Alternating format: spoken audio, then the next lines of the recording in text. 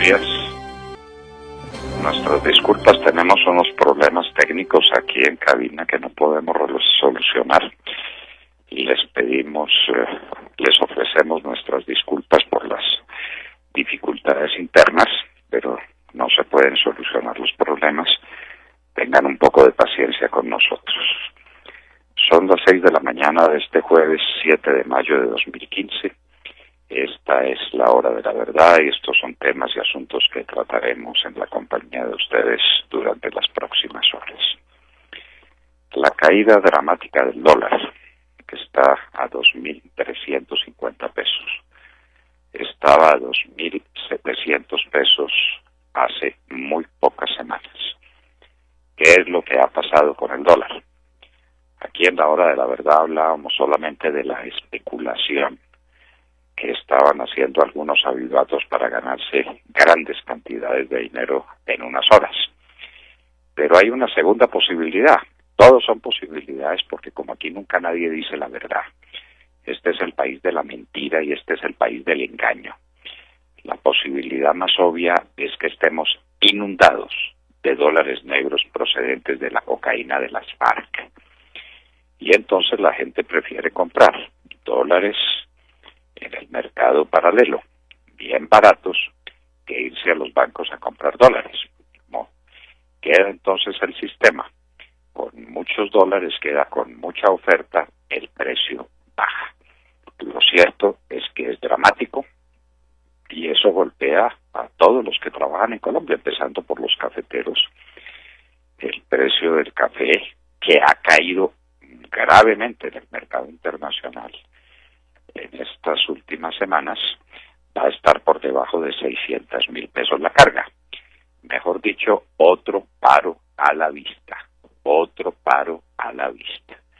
porque no se ha previsto nada para la comercialización del café, porque no se ha hecho absolutamente nada. El gerente de la federación parece que está dedicado a construir carreteras en el sur del Tolima, parece si es que no se han robado la plata, los 40,000 millones de pesos que le dieron Sergio Jaramillo y sus amigos, plata de los colombianos, pero en todo caso en temas cafeteros no se hace nada, paro a la vista.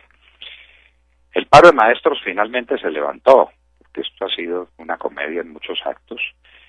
Ayer la última noticia de la noche era que las bases no aceptaban el preacuerdo, ya lo aceptaron, se levanta el paro desde mañana viernes, y los maestros tendrán un aumento de la inflación más 3 puntos durante 4 años. Eso tiene un valor o un costo fiscal supremamente alto. El cálculo es que está llegando a los 2 billones de pesos por año. Pero eso sí, ustedes tranquilícense porque está perfectamente financiado. El ministro de Hacienda dice que la plata vendrá de los aumentos que se produzcan por el mejor desempeño de la economía. Una economía que viene en picada, donde ya se está hablando inclusive por la Asociación Bancaria, que es otra sucursal del gobierno nacional, que está en 3.1% la proyección más probable de crecimiento este año. Y con las mejoras en la economía es con lo que se le va a pagar a los maestros. A este ministro de Hacienda es genial, una maravilla. Y como vendrán ahora otras demandas de otros sectores oficiales que van a decir, me da lo mismo que a los maestros, háganme el favor, pues seguramente será con mejores desempeños de la economía colombiana. No hay confianza ni en la inversión ni en el consumo. Ya hablaremos sobre esos temas dramáticos. El Metro de Bogotá no tiene horizonte de financiación. Entonces, en eso estamos, toda esta fanfarronería de Petro con el Metro de Bogotá, para concluir a estas alturas de la vida en que no hay cómo financiarlo. No se sabe de dónde va a salir el dinero, ni se sabe cuáles van a ser los costos. En este tiempito en el que el metro no comienza, pero se está hablando del metro, ya se sabe que los costos han subido de una manera dramática. De manera que más costos, menos financiación, ese es el panorama del Metro de Bogotá. Santos le manda otro regalo a Maduro. como el que le mandó con Walid Nakhled, pero este es dramático. Si hay alguien a que estén persiguiendo por razones políticas sería el supuesto asesino de Serra, que es venezolano pero que también es colombiano. Es colombiano y tiene derecho a la protección de la ley colombiana. Pero para Santos esos son pamplinas, él pasa por encima de todo y ya va a mandarle a Venezuela a este hombre que supuestamente es el asesino de Serra. Lo que le espera a este colombiano venezolano allá en Venezuela, lo que le espera. Pero esos principios del derecho internacional público, de que no hay extradiciones en caso de persecuciones políticas, de que hay que proteger en todo caso la persona de quien se va a extraditar. No, eso con Colombia no juega. Con tal de estar bien con el nuevo mejor amigo, cualquier cosa se hace. Las FARC están pidiendo liberación de guerrilleros presos, seguramente por los merecimientos que se ganaron en Buenos Aires, norte del Cauca, con el asesinato de los 11 soldados, de los que ya nadie se acuerda. Apenas en sus casas, sus madres, sus esposas, sus hijos, sus amigos íntimos, porque el país se olvidó de ellos. Así es la ingratitud con nuestros héroes.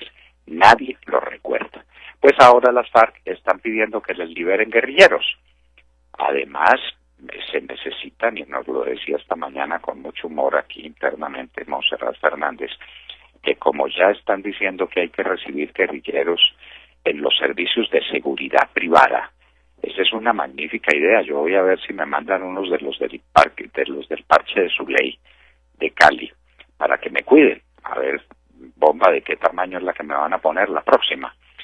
De manera que a seguridad privada los guerrilleros. ¿A quién se le ocurre eso? Al gobierno de Juanpa, no más. Las FARC siguen haciendo manifestaciones hostiles. Ayer veíamos cómo atacaban un avión de fumigación cuando volaban los aviones de fumigación. Ya no hay problema porque como no vuelan. Y un soldado fue víctima de una mina antipersonas cuando colaboraba en la construcción de un parque. Ya a los soldados los tienen también de maestros de obra. Como no combaten, como no están haciendo nada, como no tienen oficio, porque el general Las Prillas los dedicó a todos a nada, a construir parques. Pues háganme ustedes el favor, construyendo un parque, un soldado desgraciadamente pisó una mina antipersona y una mina quiebrapatas, como le llaman por acá, y perdió sus dos piernas. Ese es el panorama mientras las FARC piden la liberación de guerrilleros presos. Y las Cortes y el fiscal rechazan energúmenos lo que se está proponiendo en materia de reforma judicial. Y entonces piden una Asamblea Nacional Constituyente con dedicación exclusiva. Pero eso sí, ya con participación de las FARC.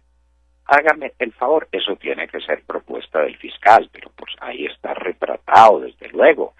Entonces, Asamblea Nacional Constituyente para darnos una justicia maravillosa, y entre los deliberantes sobre cómo se va a hacer la justicia colombiana están los peores asesinos del mundo, que son los guerrilleros de las FARC. Esas ideas del fiscal son sencillamente maravillosas. Asamblea Nacional Constituyente con dedicación exclusiva. Recordemos que la del año 91 también tenía dedicación exclusiva. No a un punto específico, sino a unos puntos que estaban absolutamente determinados en la ley que los convocaba, que convocaba la Asamblea Nacional Constituyente. Lo primero que hicieron los constituyentes cuando estuvieron reunidos fue decir que ellos, como representantes del pueblo, se ocupaban de lo que les daba la gana, y salieron de los límites que tenían y se dedicaron a hacer una constitución nueva de arriba abajo y acabaron con la constitución de 1886. ¿Será que eso se le ha olvidado a los magistrados de las altas cortes? Que a la constituyente la convocan para una cosa y hace lo que le da la gana.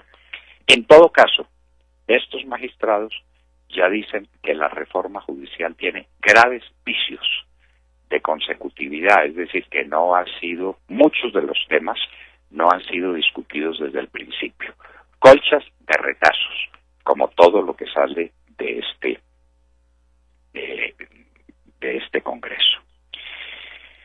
Una noticia triste para todos los amigos y para la banca colombiana. Murió Hernán Rincón Gómez. Para nosotros es lo que llamábamos durante tantos años de estar en este ajetreo bancario, el buen banquero, el hombre intachable, el hombre espejo de todas las virtudes de un banquero. Conocimiento enorme de todos los temas relativos a la banca. Pero qué probidad, pero qué generosidad de espíritu, qué rectitud en su conducta. Hernán Rincón Gómez, uno de esos viejos banqueros que se van dejando una huella indeleble de lo que debe ser un hombre de banca.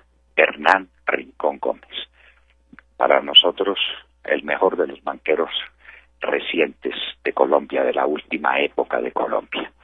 El mejor, el más transparente, el más trabajador, Hernán Rincón. Qué amigo, qué persona, qué ser humano y qué banquero, qué ciudadano perdió Colombia. El plan, que no es plan ni es de desarrollo.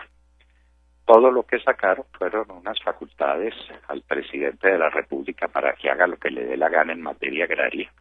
¿Eso qué tiene que ver con un plan? No tiene nada que ver con el plan.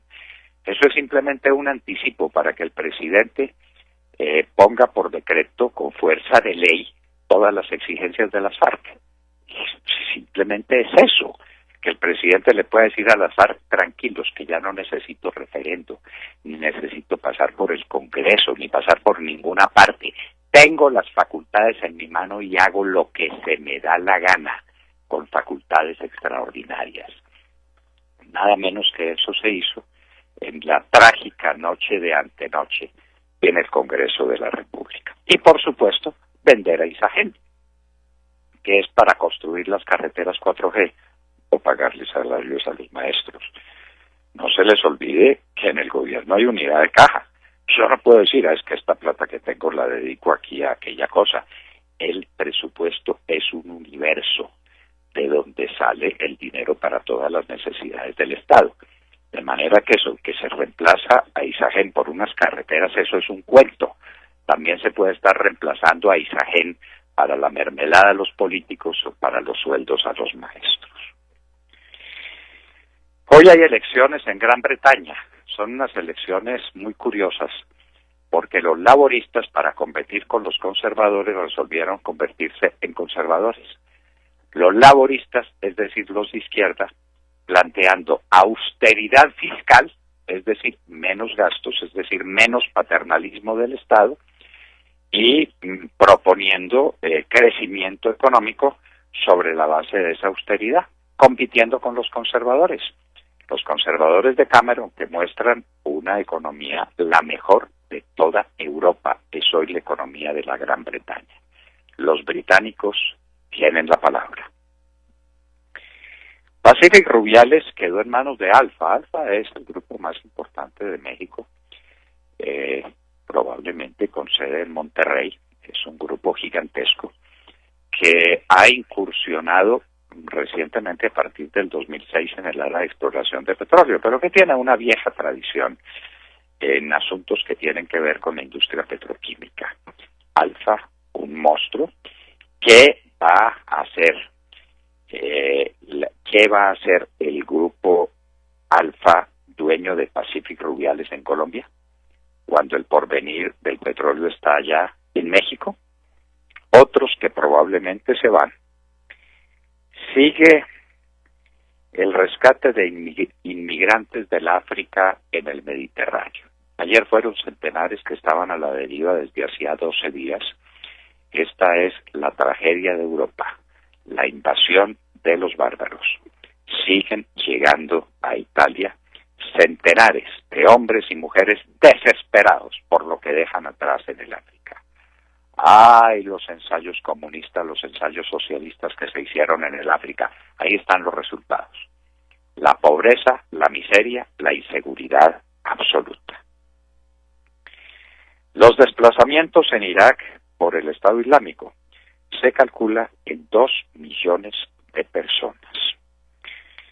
apenas pagó ayer 200 millones de euros al Fondo Monetario Internacional, señal de que pudiera estar interesada en regularizar sus temas con la Unión Europea y el Fondo Monetario Internacional.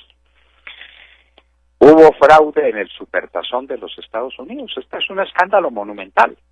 Están diciendo que unos empleados de los Patriotas le quitaron aire a los balones, con lo que fortalecían, por una razón técnica que desconocemos, las posibilidades de ganar de los Patriotas, que finalmente ganaron.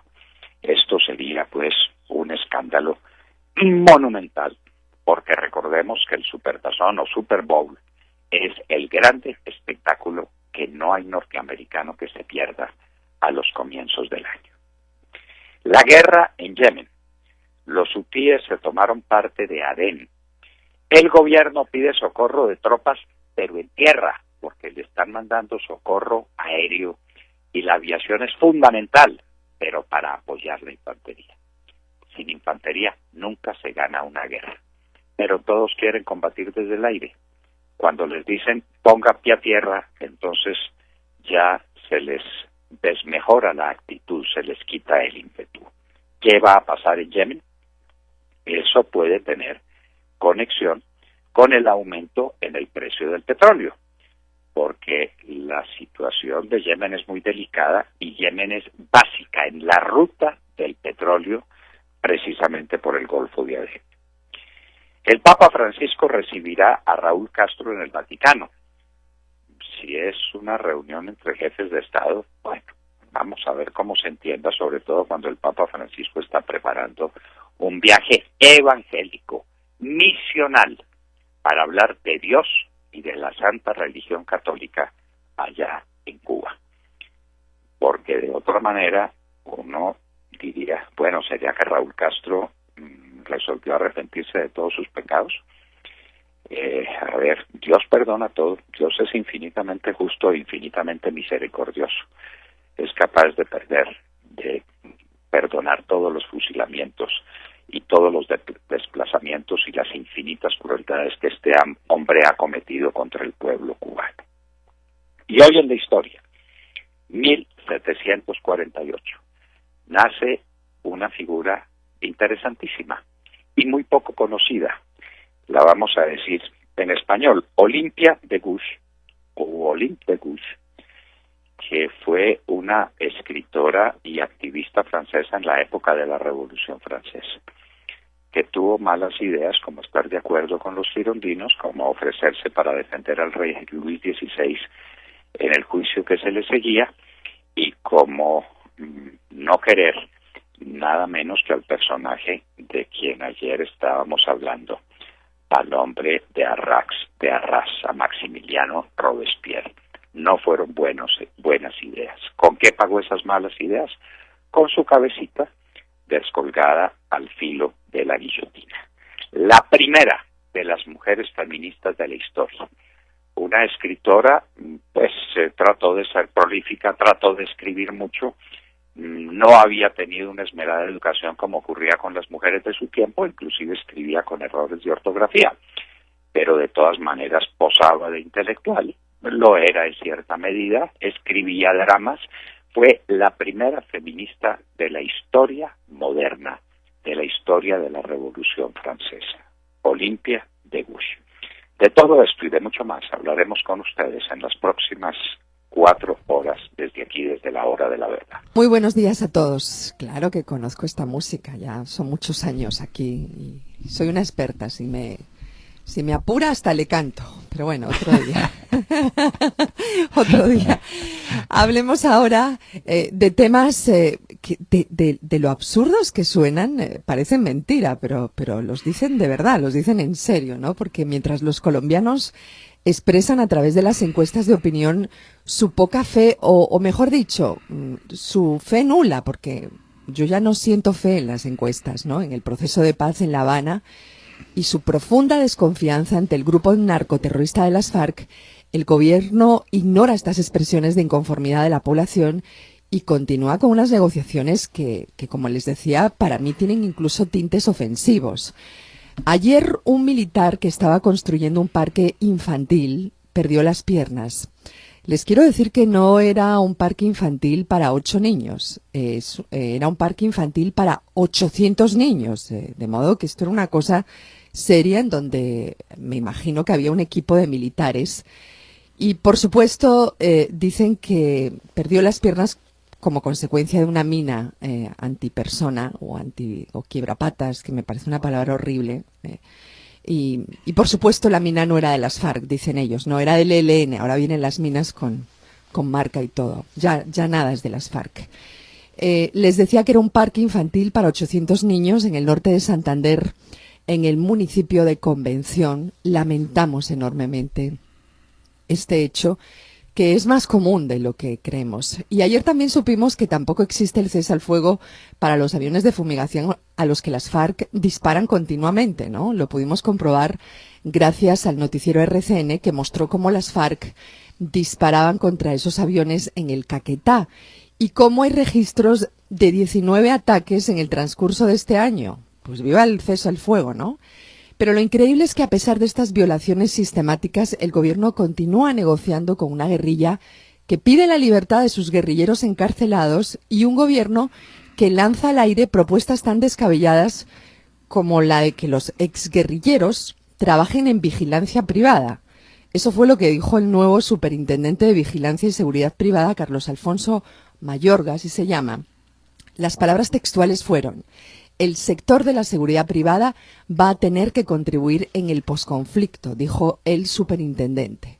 Pregunto, ¿por qué a pesar de la alta desaprobación en las encuestas sobre el proceso de paz, el gobierno sigue siendo tan generoso con la guerrilla? ¿Y cuál es el mensaje que se envía a la población cuando los autores de delitos atroces salen de las cárceles y les dan empleo vigilando lo que antes atacaban y extorsionaban? Es como, de verdad, usted lo decía riéndose, pero es muy serio. Es como si ponen a los que le pusieron la bomba a cuidarlo.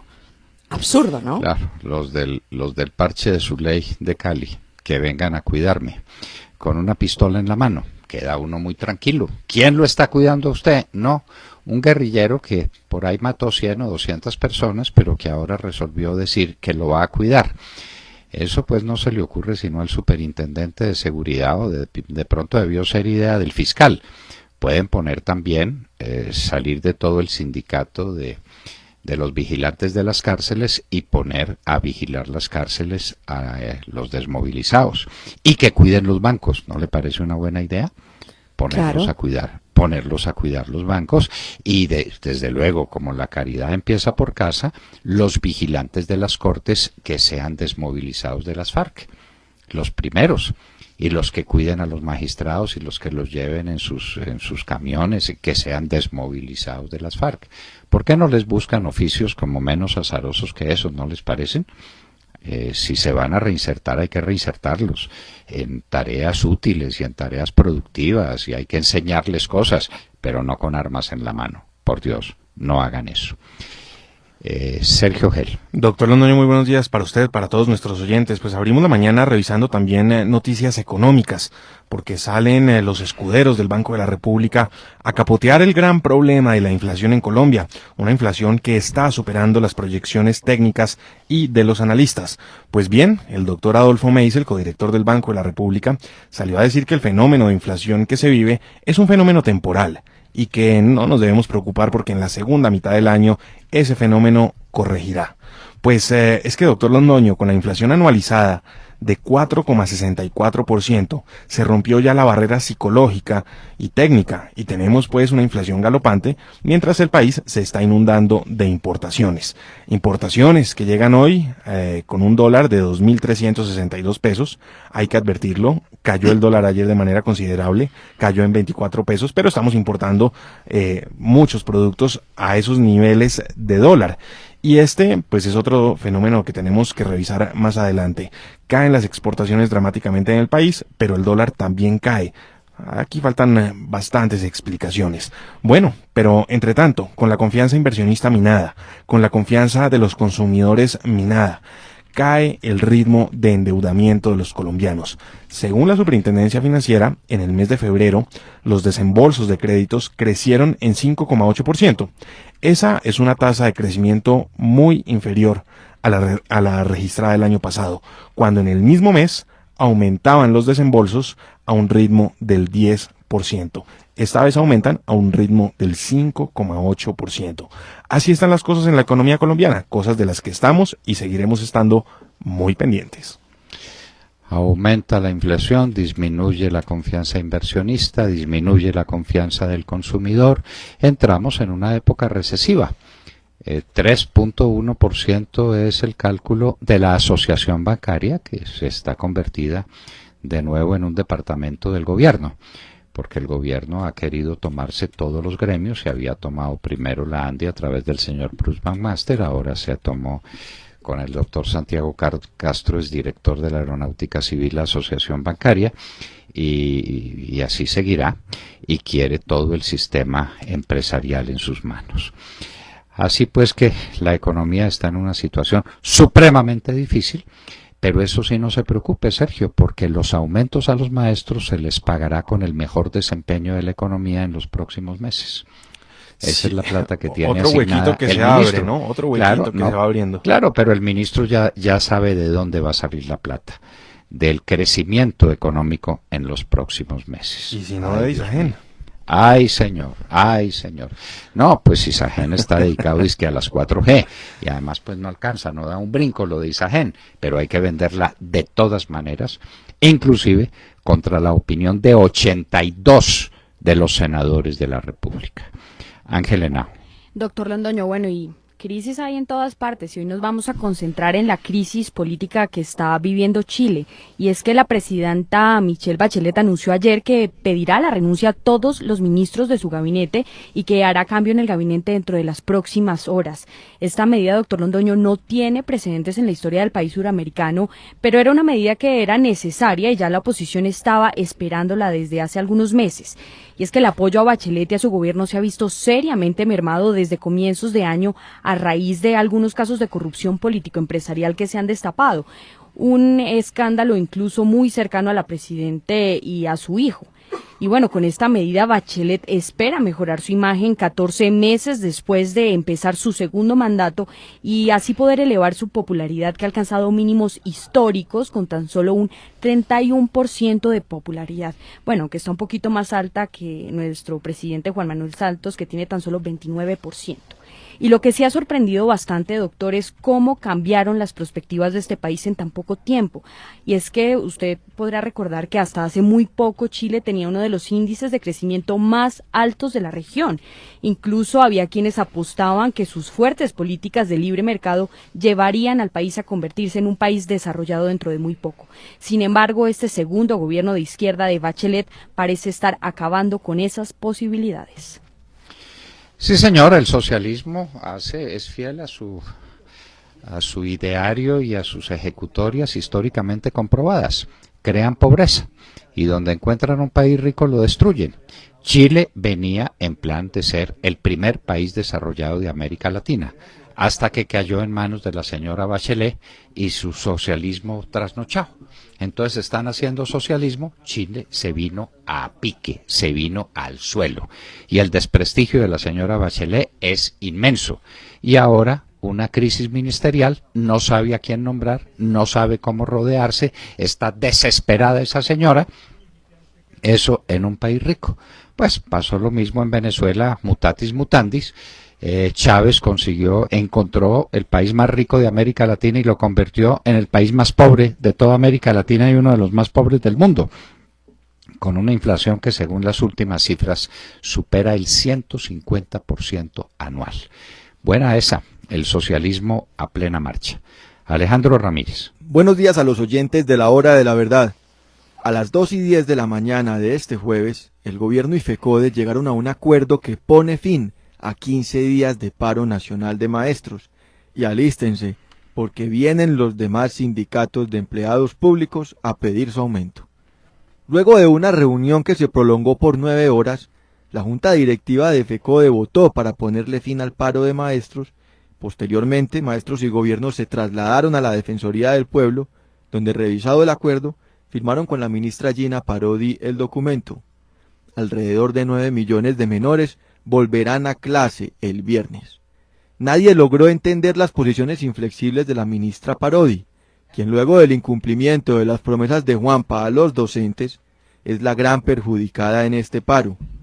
Primero les dijo la ministra a los maestros que no les respetaba los acuerdos a los que llegaron luego de 52 días de negociaciones. Luego les dijo que no les pagaría los sueldos y para rematar les dijo que no negociaba hasta que los alumnos no regresaran a las aulas.